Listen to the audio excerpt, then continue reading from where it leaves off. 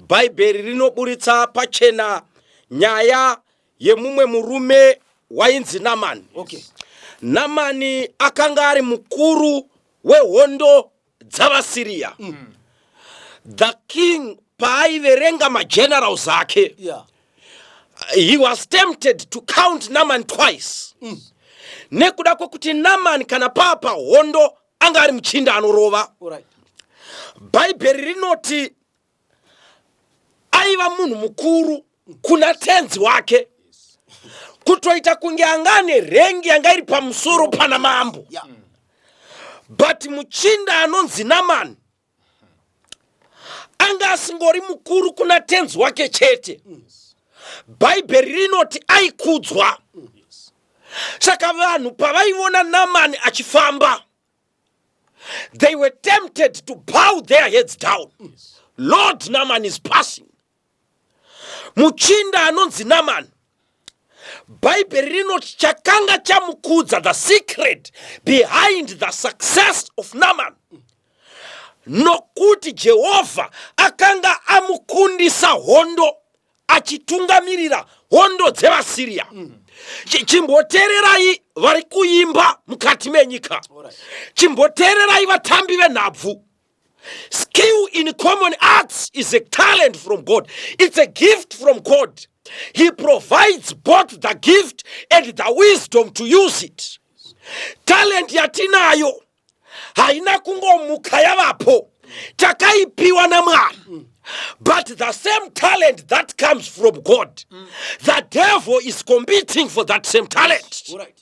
Mwari ari kuti talent ndakaipa vanhu kuti va advance kingdom yangu. Satan ari kuti talent iyoyo ndinoidavo kuti ndi advance purpose yangu. It's all up to you to decide kuti ndoita sei nechipo chandakapiwa naMwari. Ndochishandisa here kupandukira Mwari, kana kuti ndochishandisa kukwedera pedo naMwari.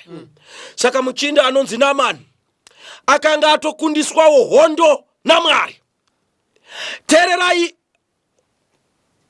vanonamata Mwari, tererai vanozviti ndo vane chokwadi, tererai vanoziva vhangeri rengirozi nhatu. God can choose the heathens, vasingazive Mwari, kuvashandisa kuachieve mapurposes ake. And pano tinosangana nemuchinda anonzi Namani.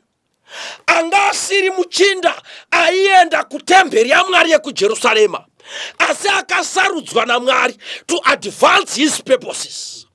So Bhaibheri rinoti pamusoro paNamani, anga akundiswa naJehovha uye aiva munhu wesimba noumhare, asi akanga ana maperembudzi.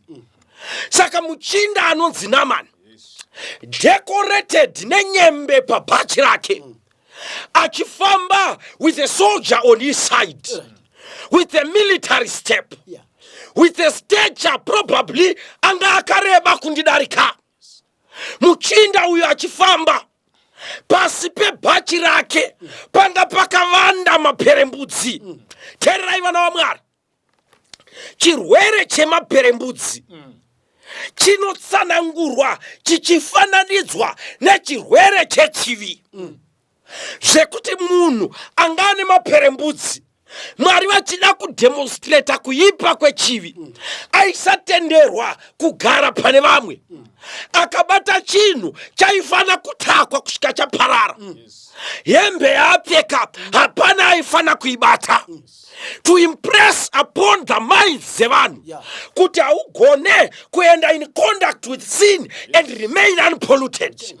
Saka muchinda anonzi Namani, chirwere chaanacho chakavanda pasi pebhachi rake, chakavanda pasi pekukudzwa, chakavanda pasi pembiri yaanayo, chirwere chisina kujairika. Tererai vana vaMwari, pane vanhu vakura mukati menyaya dzekunamata, asi pamabhachi avo emaster guide pane zvivi zvakavanda. Pasi pemayunifomu edhoka pane zvivi zvakavanda. Kukura wakura, asi pasi pebhachi pane maperembudzi.